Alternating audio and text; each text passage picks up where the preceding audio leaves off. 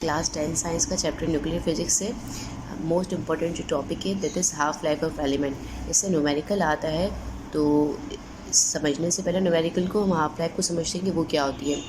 For example ये एक water का गिलास है जिसका मास है 100 ग्राम। ठीक है, अब कुछ टाइम के बाद जब हम वाटर को छोड़ देते हैं, मतलब फॉर एग्जांपल एक दिन के लिए भी छोड़ देते हैं, तो इसमें से जो पानी जो होता है वो एवोपरेट हो जाता है। ठीक है, और कम हो जाता है पानी।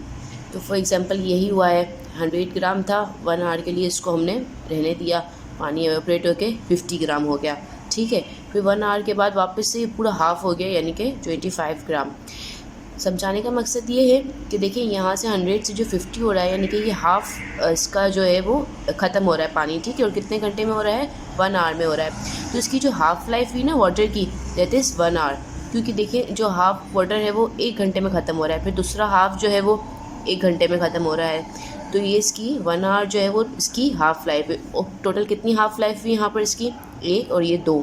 तो वाटर की जो हाफ़ लाइफ हुई है यहाँ पर अभी 25 ग्राम तक पहुँचने तक, तो वो 2 हुई है। अगर मुझे आगे करना है तो मैं आगे भी इसको कर सकती हूँ कि 25 का जो हाफ़ है वो कितनी देर में होगा। ठीक है, तो वो भी होगा तो 1 आवर में होगा, क्योंकि इसकी हाफ़ लाइफ जो है वो 1 आवर ही है, यानी कि इसका जो हाफ़ एलिमेंट है वो 1 घंटे में ही ख़त्म होगा। ठीक है, तो ये होती है इसकी हाफ़ लाइफ। अगर हम बात करें इसको न्यूक्लियस के हिसाब से, तो न्यूक्लियस में आपके पास होते हैं प्रोटॉन भी होते हैं, न्यूट्रॉन भी होते हैं। एटम के जो सेंटर पार्ट जो होता है वो न्यूक्लियस कहलाता है। अच्छा, मैंने यहाँ पे कुछ कलर्ड पार्ट रखे हैं जो प्रोटॉन को डिनोट करेगा, और जो विदाउट शेडेड है वो न्यूट्रॉन को। ठीक है, तो अभी फॉर एग्जांपल एक रेडियो एक्टिव आइसोटॉप से, इसमें जितना न्यूक्लियस है ना, हाफ़ न्यूक्लियस ख़त्म हो जाए, हाफ़ न्यूक्लियस जितने टाइम पीरियड में ख़त्म होगा वो उसकी कहलाएगी आपकी हाफ़ लाइफ। ठीक है, फॉर एग्जांपल ये एक न्यूमेरिकल है कि if there are 96 gram of radioactive element, यहाँ पर एक रेडियो एक्टिव एलिमेंट दिया हुआ है नेपट्यून 240। ठीक है,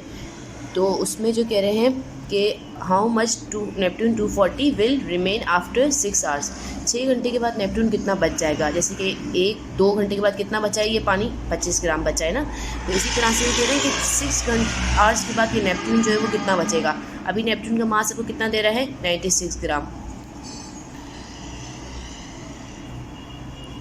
और आपके पास नेपट्यून की हाफ़ लाइफ भी इसने दे दी है, दैट इज़ 1 आवर। ठीक है, यहाँ पर भी हम इसकी हाफ लाइफ देखे थे, वाटर की क्या थी? 1 आवर थी ना, तो यहाँ पर इसकी हाफ लाइफ 1 आवर। अच्छा, यहाँ पर एक और बहुत अच्छी बात है कि आपको कन्वर्जन नहीं करनी पड़ती है किसी भी की।